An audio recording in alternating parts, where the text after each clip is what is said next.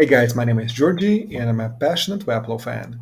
Today I want to tell you about the latest updates that were announced on the stream called Tiny But Mighty Product Updates from Webflow on the Webflow channel.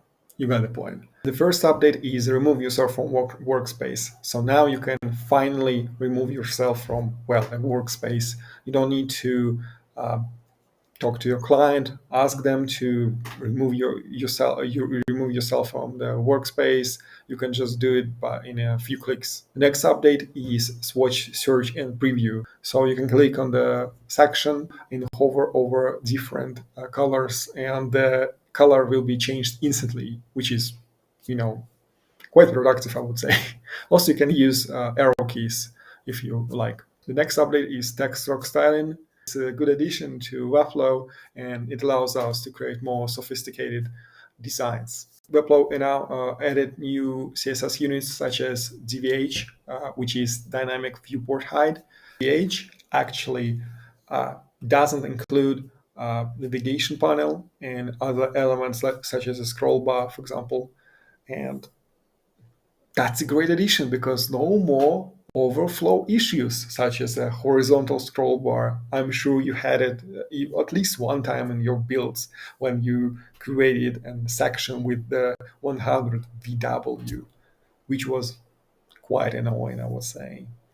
The next update, the fifth update, is wrapping elements in div blocks. Now you can wrap any element in your canvas in a div block or link block just by using a shortcut.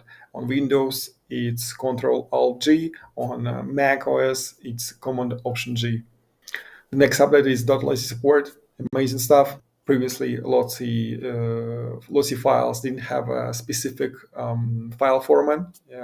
We've been using JSON, but now we have this .lossy file format. It also has metadata, and it will allow you to preview images that you have in this lossy files. The next update, the seventh update, is CMS data in custom HTML blocks. So now you can use CMS to in ID element, ID of elements and attributes, which is very cool. There's so many possibilities by using specifically attributes. Actually, next update is sections are now sections. Yeah, that boggles my mind too. For some reason, before sections, Webflow element section, as you can see in the main image, didn't have a specific section tag, HTML tag, but it was just WF section for some reason. Now it's just a section, and you may ask, why should I care? Well, you should care because using HTML tags is very important for SEO. Keep that in mind. Next update is improvements to variable fonts. Variable fonts, but better, as Webflow say. And that's true because now you can fully customize variable fonts in interactions and quickly identify which text elements use variable font or static font. And it's just easier to use now, which is always good.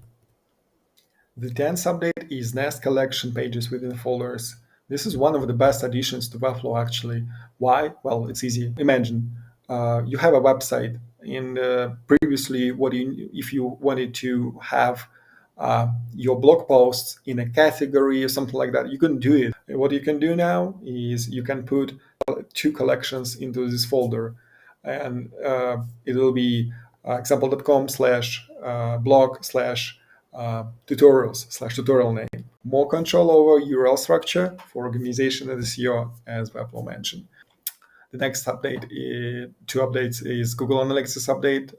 Well, if you didn't know, Google Analytics decision is the correct word. They're removing Universal Analytics and transitioning to Google Analytics 4. The 12th update is line wrapping in custom code. This is very handy one because I did have a separate Chrome extension just for line wrapping. So thank you, Webflow. The next two updates are editor and design improvements. No comments here. These two things will work faster. The 15th update, components and collection lists. and components with usability updates. Finally, now you can put your components in collection lists. Meaning, imagine you have a card component that you want to use across all your collections on and just the website itself. You can use it for testimonials, you can use it for blog posts, you can use it for recipes, the news, and much more. And now you can do it. Now you can create a collection list. Let's say it's a blog post collection list, and you will put just your card component in it and just bind the data, as you can see on the screenshot. It's really easy to do, and it's a very handy addition to Webflow. Also, set default workspace. Before, there was no default workspace. It was always the last workspace you used, so it was annoying. Now, each time you log in into a Webflow account, you will always have your default workspace opened. 17th update. Now choose your workspace profile URL. Well, no comments here. Makes sense. Private staging and SSL improvements. Well, won't comment that on much because it's for enterprise only. But basically, you can limit the access to your staging domains, Webflow IO domains, to specific users. For example, your team or your client. Site activity log filters and enhancements to page branching. This is what I want really to see on just for all Webflow users, because site activity and page branching is awesome, but sadly it's for enterprise only. The 22nd update: add collections to folders, disable publishing for collections. Really easy to explain actually. Before, all your collection lists, and now actually the same, have template pages that are generated automatically, and not always you're using them. Sometimes you use collections just for the data. For example, you can create a map with the locations that you will get the data from on the map, but you don't have specific separate pages for each of the location. You just need the data.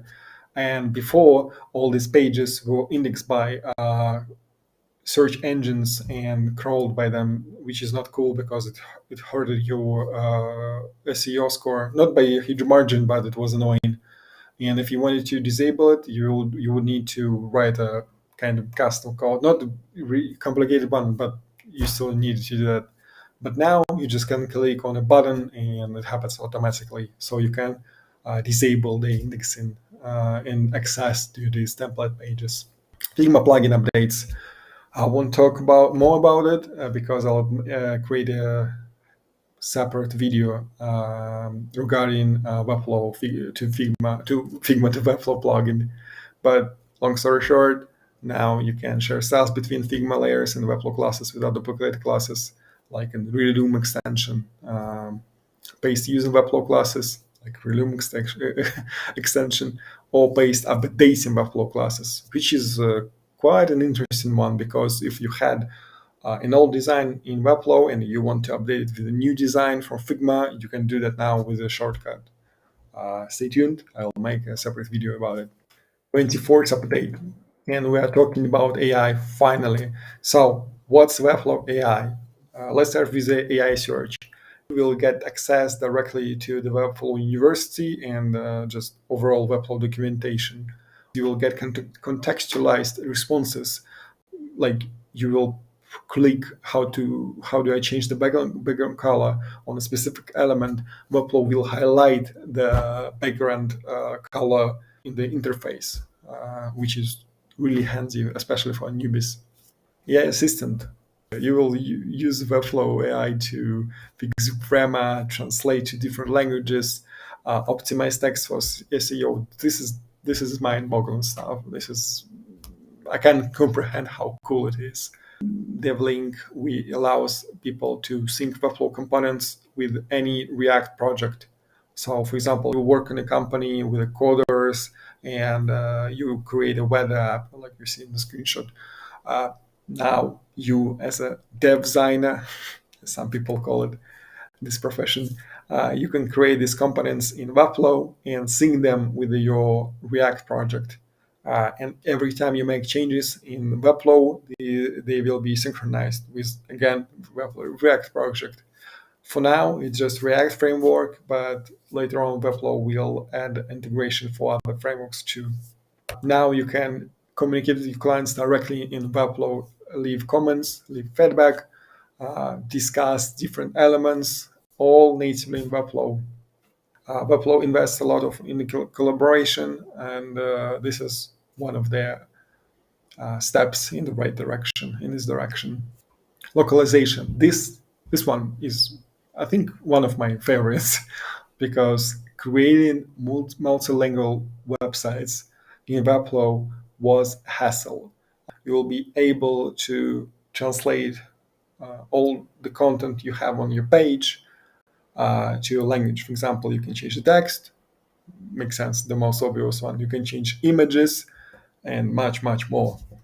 Webflow added native spline integration, and they're bringing 3D to Webflow basically. Now, if you want to create cool, engaging 3D experiences, you can use spline to create this 3D scenes, and then you can natively integrate them in Webflow.